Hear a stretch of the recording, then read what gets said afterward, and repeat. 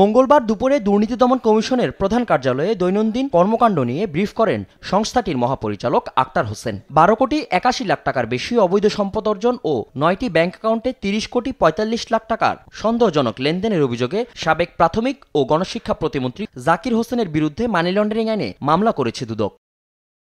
একই অভিযোগে মামলা করা হয় সাবেক মহিলা ও শিশু বিষয়ক প্রতিমন্ত্রী মেহের আফরোজ চুমকির বিরুদ্ধে। তার বিরুদ্ধে 5 কোটি 27 লাখ টাকার অবৈধ সম্পদ অর্জন ও 9টি ব্যাংক অ্যাকাউন্টে 25 কোটি টাকার বেশি অস্বাভাবিক লেনদেনের তথ্য প্রমাণ পেয়েছে দুদক। মেহের আফরোজ সাবেক সংসদ সদস্য গাজীপুর 5 ও সাবেক প্রতিমন্ত্রী মহিলা ও শিশু বিষয়ক মন্ত্রণালয় সরকারি কর্মচারী হিসেবে দায়িত্ব পালনকালে জ্ঞাত আয়ের উৎস বহির্ভূত প্রাপ্ত অর্থ ও সম্পত্তির অবৈধ উৎস গোপন আড়াল করার উদ্দেশ্যে হস্তান্তর স্থানান্তর রূপান্তর করার অপরাধে তার বিরুদ্ধে মানি লন্ডারিং প্রতিরোধ আইন 2012 এর সংশ্লিষ্ট ধারায় আরও একটি মামলা রুজু করা হয়েছে। আর 5 কোটি 40 লাখ টাকার বেশি অবৈধ সম্পদ অর্জন এবং 6টি ব্যাংক হিসেবে 11 কোটি 43 লাখ টাকার সন্দেহজনক লেনদেনের অভিযোগে কুষ্টিয়া 1 আসনের সাবেক সংসদ সদস্য সারোয়ার জামান ও তার স্ত্রী মাহমুদা সিদ্দিকীর বিরুদ্ধে মামলা করেছে দুদক।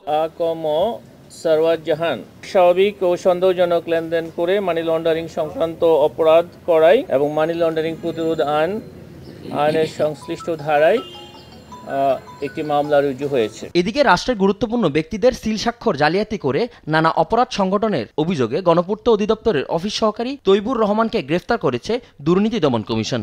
উন্নয়ন অধিশাখা 8 গৃহায়ন ও গণপূর্ত মন্ত্রণালয়কে প্রতারণা ও জালিয়াতির সুনির্দিষ্ট অভিযোগের প্রেক্ষিতে আজকে গ্রেফতার করা হয়েছে।